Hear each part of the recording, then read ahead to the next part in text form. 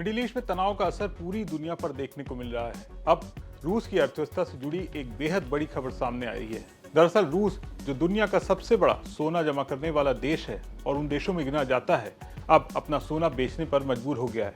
रूस के gold reserve में पिछले 24 साल की सबसे बड़ी गिरावट आई है। रूस धड़ाधड़ अपना सोना बेच रहा है। और इधर भारत की बात करें तो 26 मई को सोने चांदी की कीमतों में बड़ी गिरावट देखने को मिल रही है। आज सोना चांदी के शो में हम बात करेंगे सोने चांदी की कीमतों में ये गिरावट क्यों आई है, क्यों रूस अपना सोना बेच रहा है, इसका आम आदमी के लिए क्या मतलब है, क्या कोई बड़ा संकट आ गया है, सब कुछ बताएंगे आपको, और वो भी विस्तार के साथ। नमस्कार, मैं हूं सौरभ दीक्षित और आप देख रहे हैं विस्तार। मल्टी कमोडिटी एक्सचेंज यानी MCX पर 26 मई की दोपहर करीब 12:30 बजे 5 जून 2026 की डिलीवरी वाला सोना करीब 1000 रुपए की गिरावट के साथ 1,58,094 रुपए प्रति 10 ग्राम पर ट्रेड कर रहा था। वहीं 3 जुलाई 2026 की डिलीवरी वाली चांदी 5000 रुपए से ज्यादा की गिरावट के साथ 2,71,474 रुपए प्रति किलो पर ट्रेड कर रही थी।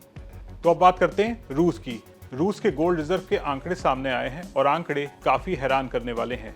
अप्रैल 2026 में रूस के गोल्ड रिजर्व यानी सोने के भंडार में 24 साल की सबसे बड़ी गिरावट दर्ज की गई है। रूस के केंद्रीय बैंक यानी सेंट्रल बैंक ऑफ रशिया के पास मई 2026 तक लगभग 73.9 मिलियन औंस सोना बचा है। सिर्फ अप्रैल महीने में ही रूस ने लगभग 2 लाख औंस सोना कम कर दिया। अगर पूरे साल की बात करें तो जनवरी से अप्रैल तक रूस के गोल्ड रिजर्व में करीब 9 लाख औंस यानी लगभग 28 टन सोने की कमी आई है। ये गिरावट इतनी बड़ी है कि पिछले 24 सालों में पहली बार ऐसा हुआ है। इससे पहले साल 2002 में रूस के गोल्ड रिजर्व में इतनी बड़ी कमी देखी गई थी। तो अब सबसे बड़ा सवाल, आखिर रूस को सोना बेचने की जरूरत क्यों पड़ रही है? दरअसल इसके पीछे 3 बड़ी वजह एक्सपर्ट बता रहे हैं।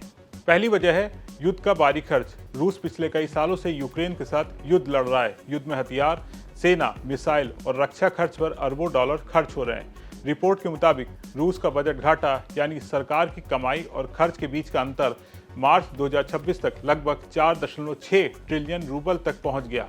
सरल भाषा में कहें तो रूस की सरकार जितना पैसा कमा रही है उससे कहीं ज्यादा खर्च कर रही है। ऐसे में सरकार को पैसा जुटाने के लिए अपने सोने के भंडार का इस्तेमाल करना पड़ रहा है। बात करते हैं दूसरी वजह की, यह है तेल और गैस से कम कमाई। रूस की अर्थव्यवस्था काफी हद तक तेल और गैस की बिक्री पर निर्भर करती है, लेकिन पश्चिमी देशों के प्रतिबंधों और कमजोर एक्सपोर्ट के कारण रूस की कमाई कम हो गई है। पहले रूस यूरोप को बड़ी मात्रा में तेल और गैस बेचता था, लेकिन अब कई देशों ने रूस से दूरी बना ली है। कम कमाई होने की वजह से रूस को अपनी रिजर्व बेचकर खर्च चलाना पड़ रहा है।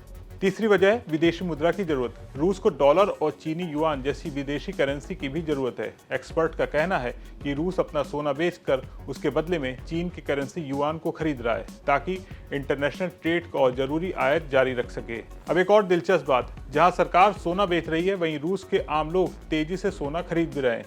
लेकिन सवाल है क्यों? असल में लोगों को डर है कि रूबल की कीमत और भी ज्यादा गिर सकती है। ऐसे में लोग अपनी बचत सुरक्षित रखने के लिए सोना खरीद रहे हैं। साल 2025 में रूस के लोगों ने रिकॉर्ड 75 टन से ज्यादा सोना खरीदा। ये रूस के सालाना उत्पादन का लगभग 25% है। रूस अब अपने सोने का एक बड़ा हिस्सा चीन को बेच रहा है। रिपोर्ट के मुताबिक 2025 की पहली छमाही में चीन ने रूस से सोना और दूसरे कीमती धातुओं का आयात लगभग दोगुना कर दिया। इससे रूस को कुछ राहत जरूर मिली, लेकिन ये भी साफ दिखता है कि रूस अब पश्चिमी देशों की बजाय चीन पर ज्यादा डिपेंड हो रहा है। तो क्या रूस की अर्थव्यवस्था संकट में है? देखिए, रूस अभी पूरी तरह से आर्थिक संकट में नहीं है, क्योंकि उसके पास अभी भी बहुत बड़ा गोल्ड रिजर्व मौजूद है। लेकिन लगातार 4 महीने तक सोना बेचना ये दिखाता है कि रूस पर आर्थिक दबाव बढ़ता जा रहा है। रूस यूक्रेन युद्ध, अंतर्राष्ट्रीय प्रतिबंध, कम एक्सपोर्ट और बढ़ते सरकार के खर्च ने रूस की अर्थव्यवस्था को कमजोर किया है।